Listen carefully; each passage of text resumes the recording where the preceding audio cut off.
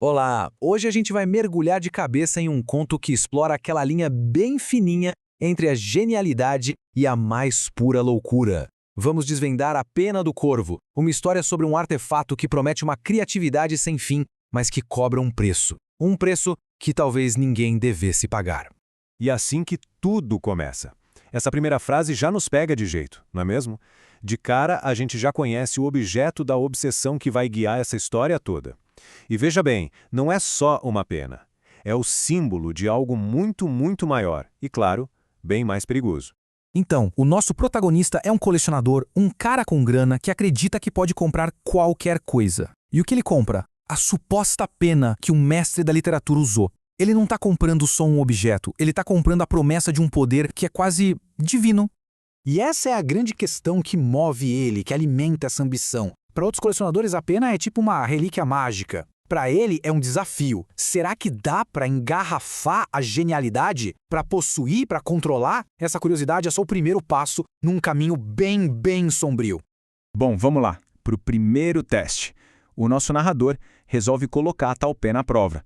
Ele esvazia a mente, molha a ponta na tinta e simplesmente deixa a mão ir. Ele está procurando uma resposta, mas o que ele está prestes a encontrar vai muito além de qualquer coisa que ele podia imaginar. Agora, olhem só para essas palavras.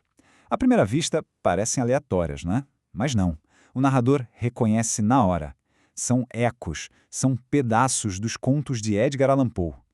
A pena não está criando algo novo. Ela está canalizando o universo inteiro. E essa descoberta é, ao mesmo tempo, fascinante e profundamente aterrorizante.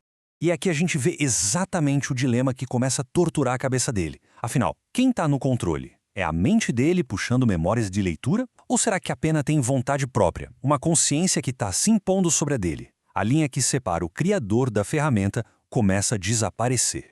E é aí que tudo muda. A pena para de cuspir palavras soltas e começa a escrever uma história inteira. Um conto sombrio, uma fábula que, como a gente vai ver, é um reflexo sinistro do pacto que o nosso narrador, sem nem perceber, está fazendo com a escuridão.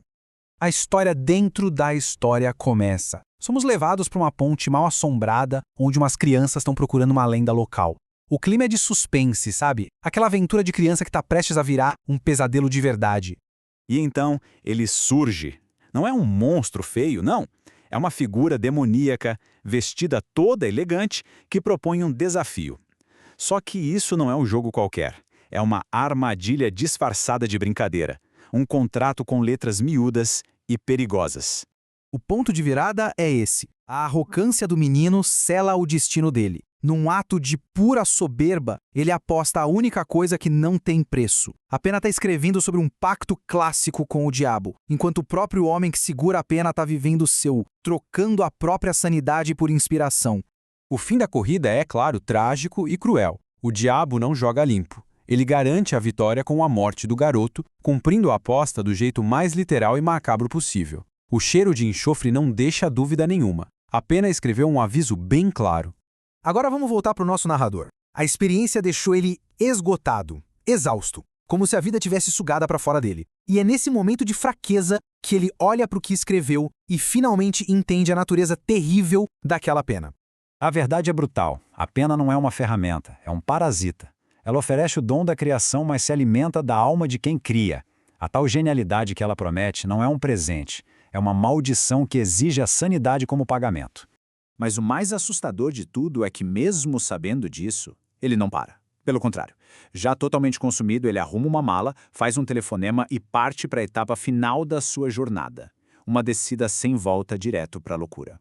E aqui a gente vê o roteiro da loucura dele. Não se trata mais de usar a pena, se trata de se tornar a fonte. O plano é profanar o túmulo do mestre, fazer uma tinta com os ossos dele e se fundir com o próprio gênio que ele tanto idolatra.